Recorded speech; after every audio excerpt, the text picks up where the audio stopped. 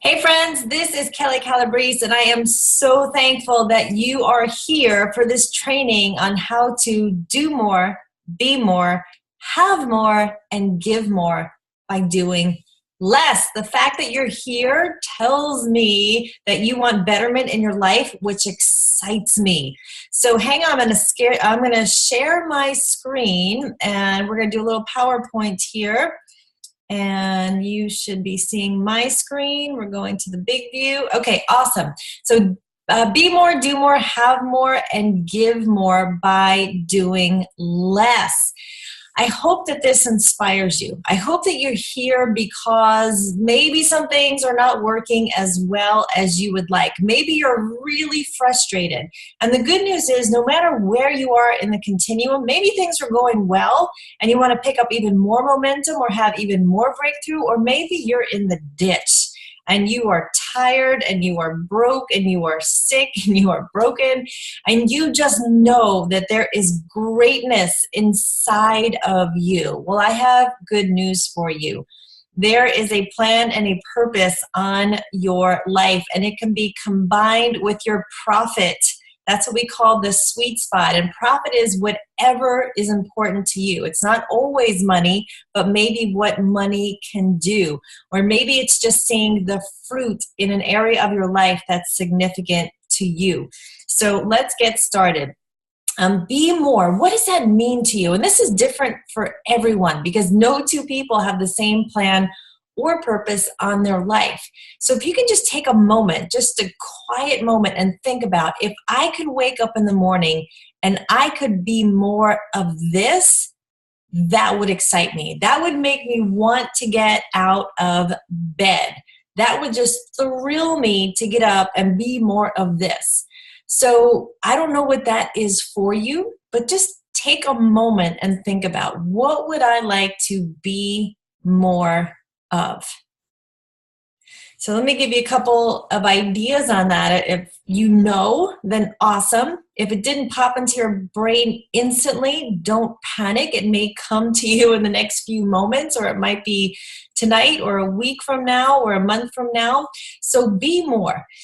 Once you figure out what it is you want to be more of, you need to believe it is possible. Everything starts with belief, and your belief needs to be a 10.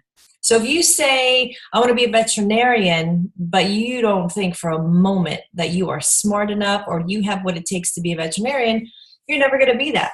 Or if you say, I want to be more fit, but you know you're not going to the gym, you know you're not giving up your junk food or your alcohol or whatever it might be, the belief isn't there.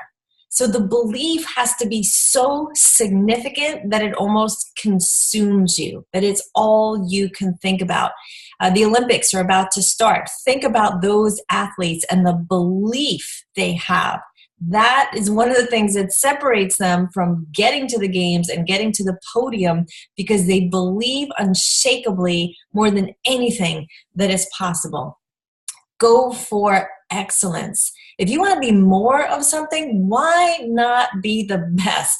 Look at what would be the most excellent for you. And maybe it's not Olympic levels, but for you, it would be amazing if you could accomplish that and you would feel good about it. And set that as your target and then begin to work backwards from there. One thought, one step, one action, one habit at a time. Give extraordinary, so not ordinary, but extraordinary effort, and you need to have a positive attitude because there will be door-kicking moments and times when you want to give up on your way to being more. So it needs to be above average if you want to be better at it. If you want to have more of it, you cannot give average effort. I have a friend who is a Grammy Award-winning sportscaster, and he said to me, Kelli, the difference between the best athletes and the average athletes is not necessarily talent, it's being able to outwork the talent. They do the extra. You need to be present. Friends, we are living in a time that has never been more distracted than now. You know, we've got cell phones, we've got technology.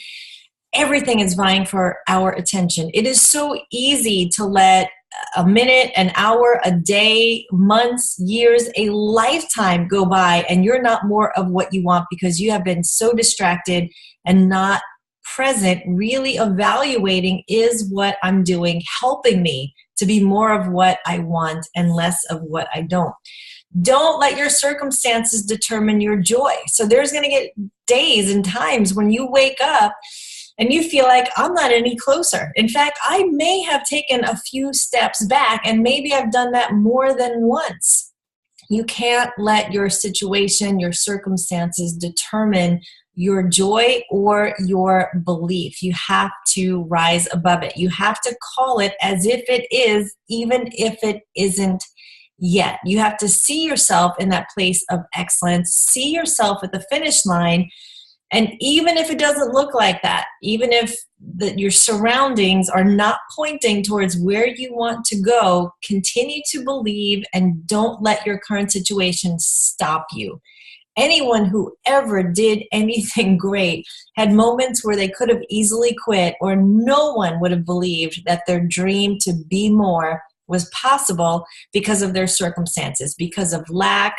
Maybe they didn't have good advice. Maybe they didn't have a parent. Maybe they didn't have the resources, the finances, but they believed and they acted towards it even though it didn't look good. Choose grit over quit.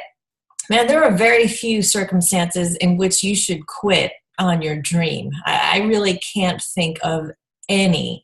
So don't be quick to quit. It's not going to be easy. It's going to be a challenge. You are going to have to be a different person to get where you want to be, and that takes grit. So, for example, let's just use income as an example.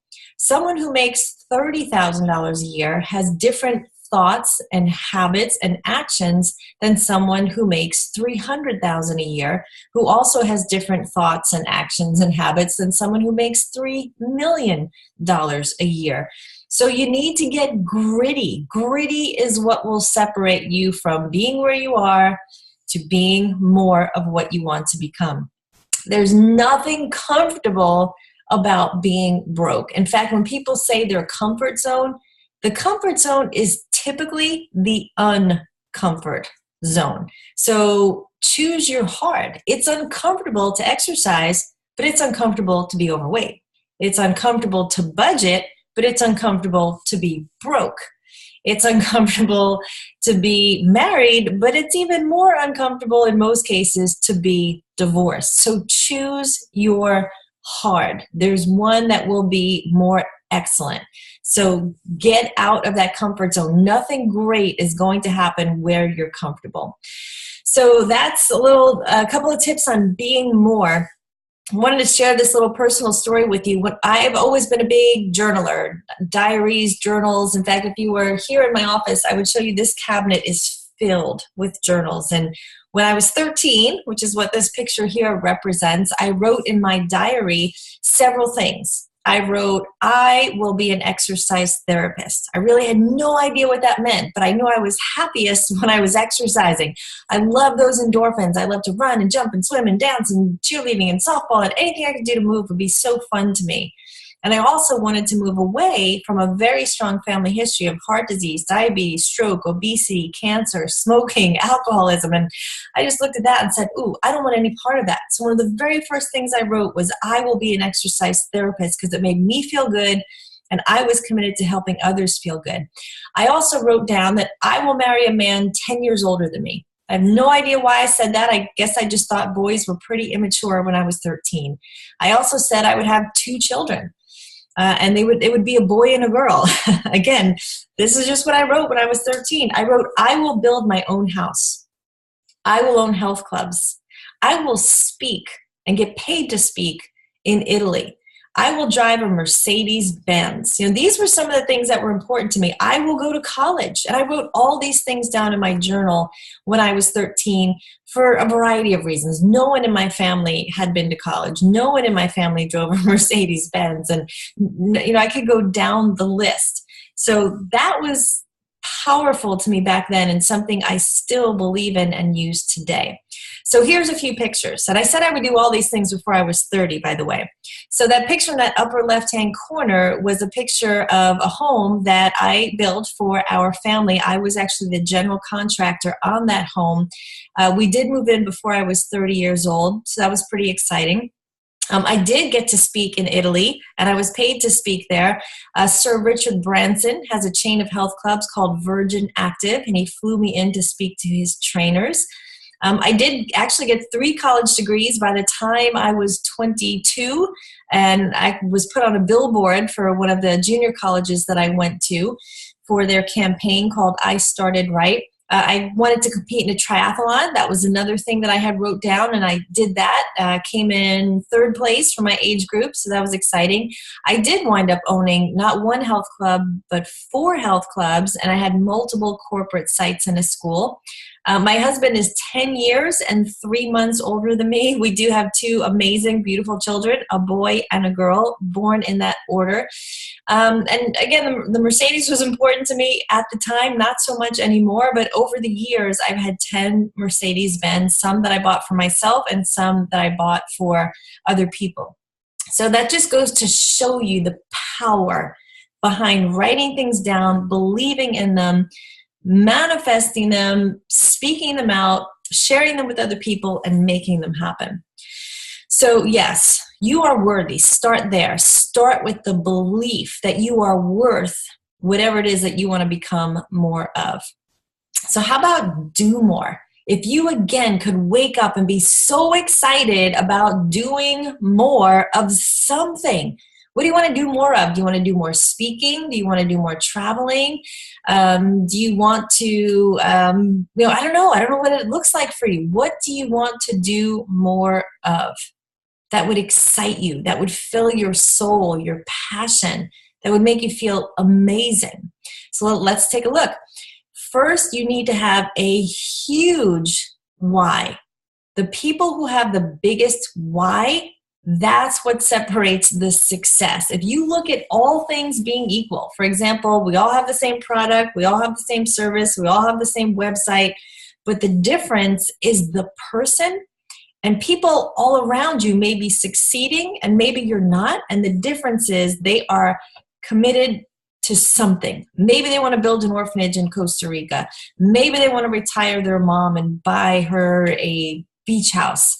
Maybe they want to get box seats for their favorite sporting event. I don't know what it is.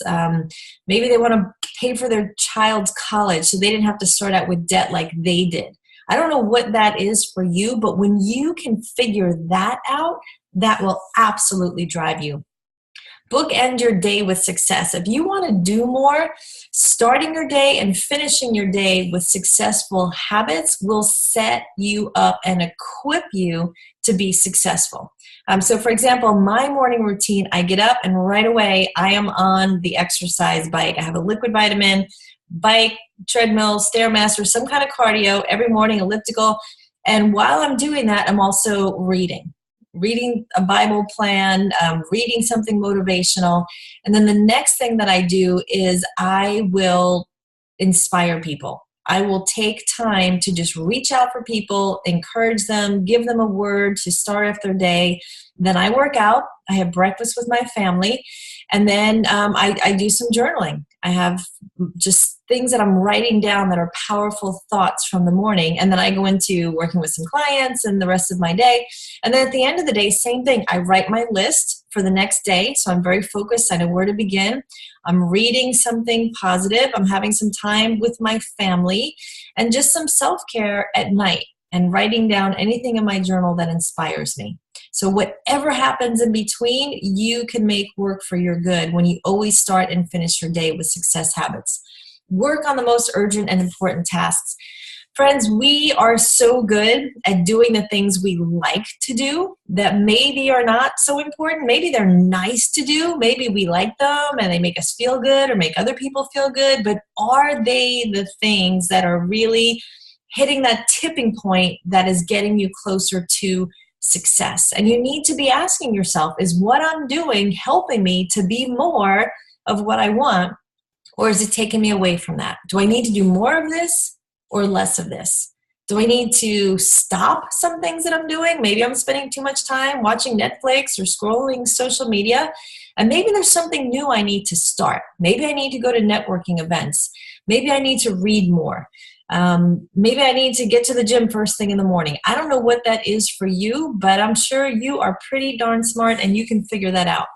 Multi-mode. What I mean by that is when you get in a mode, you stick with it until you reach a completion point. So for example, if you want to write a book, can you imagine how inefficient it would be to start and stop and start and stop?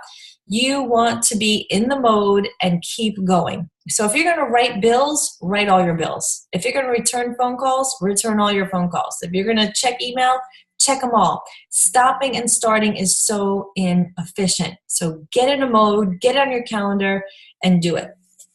Make decisions instead of excuses. And guys, you need to get better at catching yourself at, are you making excuses for why you can't lose weight, for why you can't get to the gym, for why you can't save money, for why you can't get promoted or start your own business or whatever it is. There's someone out there who's doing it while you're making an excuse. I'm not tall enough. I'm not rich enough. I'm not smart enough. I didn't have the right degree. I didn't grow up in the right town. Those are excuses, every single one of which can be overcome. Sometimes you need to delegate, and that may start with your own family. If you are running after something amazing that is going to help you, your family, and maybe many, many, many other people, you might need to enlist some help. There may be some things you need to give up, and it might start just with some chores around the house, or maybe you need a virtual assistant, or maybe you need to give up volunteering in one area so that you can do something that's going to be even bigger in the future. So consider, you can't add something new without giving something up. That's part of the do less. Duplicate. What is it that you can do that once you do it once, it's duplicatable? Here's a simple example, recording this webinar. Now it's here, it's available. You can reuse it, I can share it, it can be on YouTube. Millions of people can watch this, it's duplicatable. So are there systems, are there things you can do one time, but they continue to serve you and your customers for a long time? Move your biggest lever. And this may take a little bit of thinking and strategy. What is the one thing that you can do, and maybe only you can do, that if you did it, it would create the biggest tipping point, the biggest momentum, the biggest breakthrough? What is that thing? So don't think small, think big. And if that one thing could happen, that would make a difference. Maybe it's creating a program. Maybe it's getting your website up and running. Maybe it's hiring social media help. I don't know what that is for you, but there's something, and you might need a coach or an expert in your area to tell you what that is, or you might need to duplicate someone ahead of you who's already doing it successfully. Say no unless it's a hell yes. Sometimes, and I'll speak for women as a woman, we are quick to overcommit and say, yes, we'll do it. Yes, we'll drop the cookies off at the school. Yes, we'll volunteer at the church. Yes, we'll help out a sick neighbor and drive him to the doctor. And those things are all great. But if you don't feel led to do that, or you are overcommitted in doing it, don't be afraid to call back up and say, I am so sorry. I made a mistake. I am not able to do that, but I have another resource for you. It's got to be a yes that excites you, so that when the day comes to drop off the cookies or help the neighbor, that you are happy and thrilled and joy-filled to do it. So here's a picture of my grandma. Her name is Christina. And when I was 7, my grandfather passed away. And she kept her house, but she spent most of her time living with us. And she really taught me one of the very first personal development lessons that I can remember. And what she would say is, do the right thing the first time and every time. And that was my first personal development lesson in be more. And so at 7, what that meant was, when you got the basket of laundry, you folded it and you put it away. You didn't just let it sit there in the closet. Or when you got home from school, you didn't take your uniform off or eat a snack until you did your homework. Then you took your uniform off, had a snack, and went out to play. So you just focus on the important things, the urgent things, you got them done, and then with a complete clear mind and a lot of fun, you could go off and do what you wanted to do. So, once I got older, that has really served me, because if there's something I know that I need to do it first. Very first thing. It has kept me from procrastinating.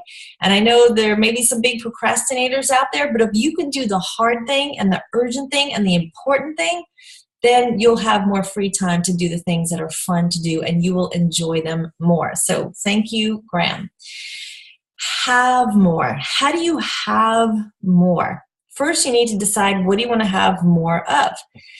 Typical answers are, I want to have more money. I want to have more free time. Maybe you want to have more kids, more businesses. I don't know what it is you want to have more of, but it's typically a vehicle for something else. Maybe if you have more money, you can bless more people. If you have more free time, you can spend it doing things with your kids that you want to do with them. So let's dive a little bit more into have more. First, don't compare. I will tell you that I live in a very affluent neighborhood. And if I compared myself to my neighbors, I could easily spend my entire day crying. I mean, some of them are on an entirely different level with multiple homes and private planes, and I mean, just a whole different level of world. If I tried to compare with my clients, it would be awful. I'd be paralyzed and sick every single day. I can't do that. I don't recommend anyone do it wherever you are. You can only hold the mirror up to yourself and look at where you are, because you are likely in a top percenter above the billions of people in the world, just if you live in the United States of America. So don't compare yourself to anyone. Your strength might be someone else's weakness, and their strength may be your weakness, and so on. Imagine it. That's where everything starts. We talked about believing. After believing, it's imagine. Imagine having more free time. Imagine having more money. Imagine having more children. Imagine having more business. What would that be like? Whatever it is that gives you joy, imagine having more of it. So start there and get all of your senses involved in it. Find the one thing. One of my favorite mentors is Darren Hardy. He has a book called The Compound Effect. And in a nutshell, it talks about how the small things have a ripple effect and compound out on the bigger things. And he wound up getting into real estate very early on. And he filled pages with all the things that a successful realtor needed to do. Getting the listing, staging the home, getting the appraisal, getting the comps, it went on and on and on and on. And he looked at that list and, it could get a little bit of overwhelm in whatever industry you're in. There's probably a lot of different things. But he looked at that list and said, what is the one thing that really only I could do? And if I did it and I did it well, that I could make all the other things happen. I could find someone to stage. I can find someone to appraise. I can find someone to do comps, and so on. And so if you could figure out that one thing in your area, in your business, in your world, your industry, that again could allow you to use leverage and have that tipping point where you can have more. Ask better questions. You'll get better answers. It is that simple. It's so easy to get stuck in where you are that you can't see the light, you can't see the hope, you can't see the vision. But if you start asking bigger questions, how is it possible? Who do I know? Why is this important to me? What impact can this have? You can start to get excited about it. Residual income. Maybe that's something you want to have more of. I know I do, because that means when I'm not working, I'm still earning. And when I'm not working, my residual income is building. So is that something that you want to have more of? Everyone should. Especially if you're trading time for money, which therapists, doctors, hairstylists, they all trade time for money. It helps to have a side business, could be something like real estate, network marketing, owning vending machines, parking garages, things that are making money when you are not working and even while you're sleeping or vacationing.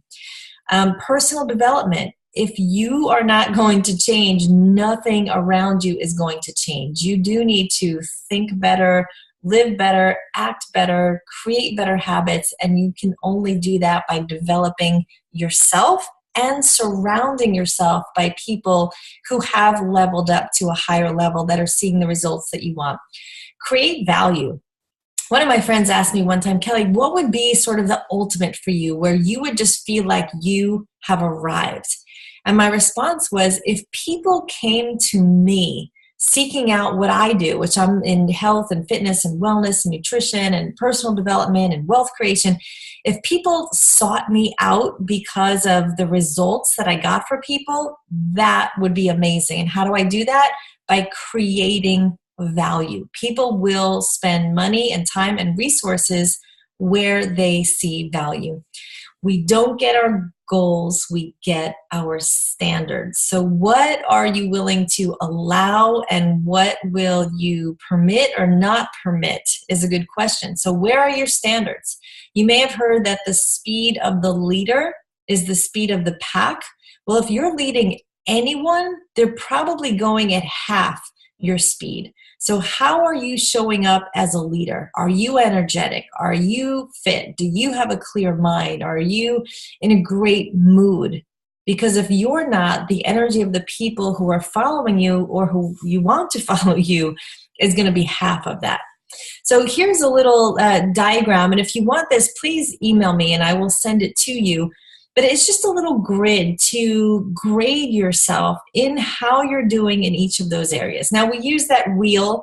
It is never perfect. Mine is not perfect. It is not perfectly round. I am not a 10 in every area of my life. But just take a moment to ask yourself, on a scale of 1 to 10, where am I with my finances? What about with my family, my marriage, romance, intimacy? Is that a 10? My personal spiritual development, my career, fun. For some people, fun is really important. For other people, it's not. But what about the people you live with who want to have fun? So sometimes we're thrown into one of these areas for a season because we are meant to go deep in that area so that we could really learn and develop. For example, there may be a season where you're really diving into your business and your career and you've got a startup and you're building momentum. But you get to a point where maybe it can work on its own and have residual income and duplicate and grow, and then you can move to another area and balance that out. So again, not perfect, but always looking for betterment. Give more. I don't have time for it on this training, but I do a training about your one word, the word for the year that you use to look through, that becomes your lens, that's your guidepost for how you spend your moments and your resources in the coming year. So 3 years ago, my word for the year was generous. And the phrase that I used was to be generous on every occasion that I'm led. So, for example, if I felt like I should give to a cause, I never wanted lack to keep me from giving to that cause. So, for example, if there was a child who couldn't afford to go to camp, I wanted to be able to send that child to camp. If I was in the grocery store and looked like someone maybe couldn't pay their bill, or I just wanted to be able to introduce myself and say something kind to them, that they're important and noticed and worthy that day, and just give them a positive word and pay for their groceries. So those are just small examples, but I hope that everyone wants to give more, because you can't really outgive what you will receive back. And it might not come back monetarily, but it's just a universal principle and law that if you give, it's going to come back. So let's dive into give more. Let love win. That's kind of a guiding principle that I use. And sometimes I don't feel led to give. For example, maybe the school is doing a fundraiser and I'm just not feeling it in my heart. Maybe that's for someone else to do that particular day. I don't feel the love welled up inside of me to give to, let's say, for example, just something at the school. But maybe there's something else. Maybe there's a dance for special needs kids, and I want to go and give my time or my money or some resources to that. So give from your heart is really the point. Get obsessed with helping people succeed. And giving isn't always money. but give where you can help. So that might mean mentoring someone who's coming up the ranks, maybe in your field. Maybe it's just someone you know who needs someone to step in like yourself at that moment that could be a difference maker in that person, that child's life. Don't make it about you. Giving is not about you. It's about the person who's receiving it, even though you will be blessed by what you give. It will come back to you in multiples. The giving is yes, you're giving and God sees that, and it's how it's received by the person. Catch people doing things well. You have no idea how hurt, how broken, just what someone might be going through. And your kindness, your smile, your couple of words could make all the difference in someone's day and beyond. So be generous with giving kind words and just your smile and giving people hope. Surround yourself with a culture of abundance. So you've probably heard that you will be reflected of the 7 to 10 people that you spend most of your time with. So are those people of an abundance or a poverty mindset? I will tell you that I would much rather spend time with people who have an abundance mindset than a poverty mindset. That is just a beating, hanging around people who live in a scarcity mode. So you might need to cut some people out, and they might even be some people in your family, and you may need to level up the people that you hang out with, but it will be one of the most beautiful things that you ever do. You will find people who are of an abundant mindset are among the most generous.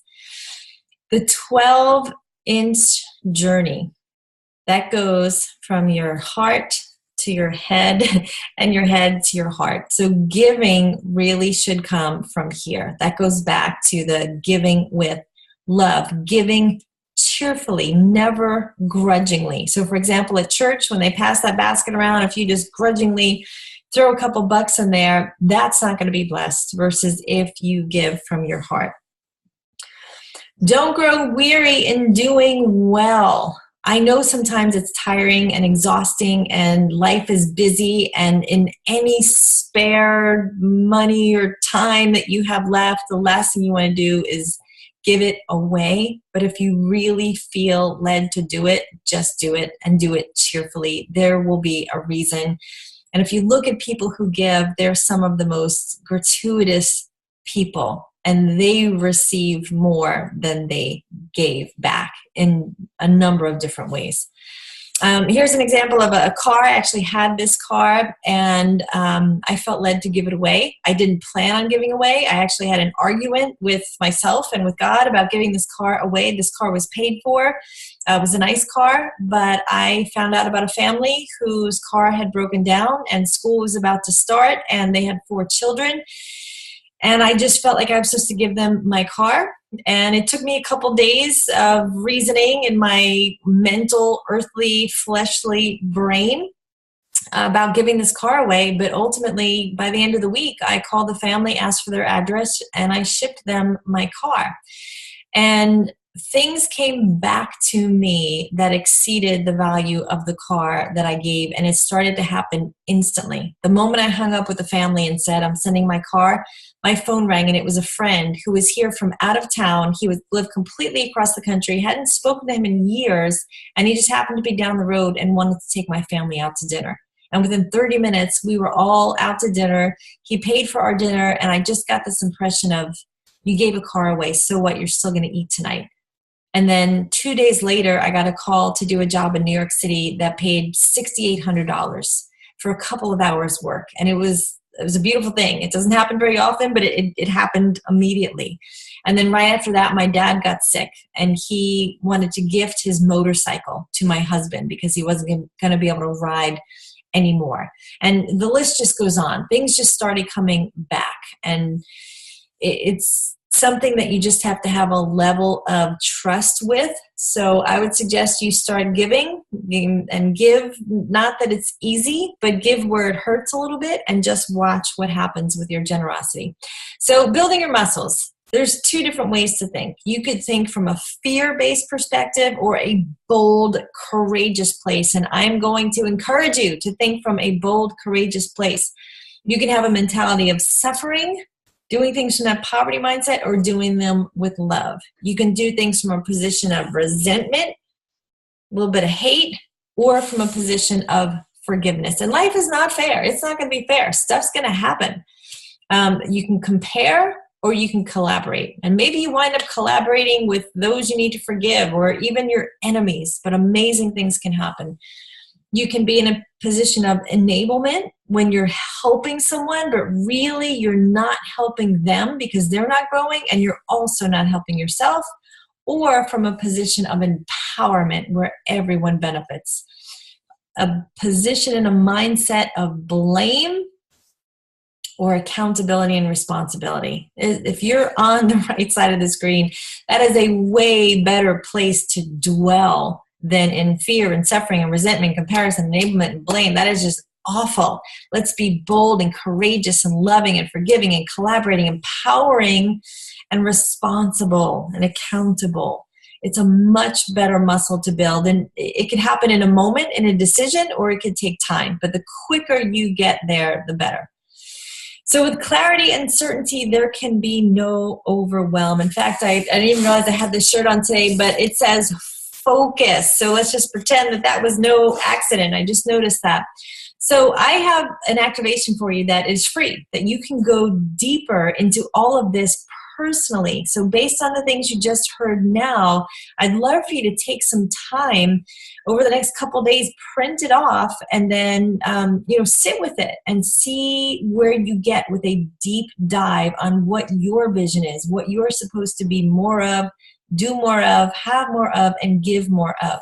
So if you go to kellicalabrese.com, scroll down to the bottom and you'll see free resources, and vision casting is one of them. There is a webinar, but there's also an activation guide that you can print off. Do this, do it with your family, your partner, your kids, spouse, anyone who is willing to share in your heart and your passion, and also possibly keep you accountable.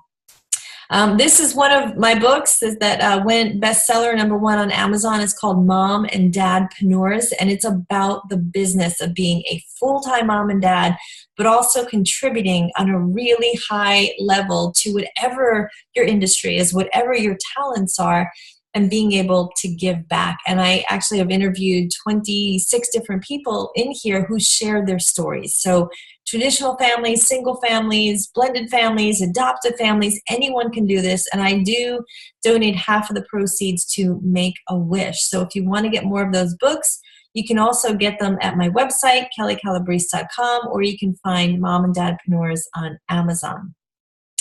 This is another book that I'm also a part of that went bestseller. This is for Millennial Women, although I have 50-year-old men calling me inspired and crying about this book. It tells the stories of some millennials who are true boss babes, but also those of us who are several generations ahead of them who have wisdom that we would share with our younger self. So I'll leave you with a final quote from Jim Rohn. If you want to have more, you have to become more. For things to change, you have to change. For things to improve, you have to improve. And if you grow, everything grows for you. That is a beautiful principle. I'm going to stop the screen share here for a moment. So, friends, I hope that you enjoyed that. I hope that you share this. Please do go to my website and look at the resources. As I said, I am in health, fitness, nutrition, wellness. So if one of the things you want to do more, be more, have more, give more of has to do with your physical or your financial world, that's what I do. I would absolutely, absolutely love to help you.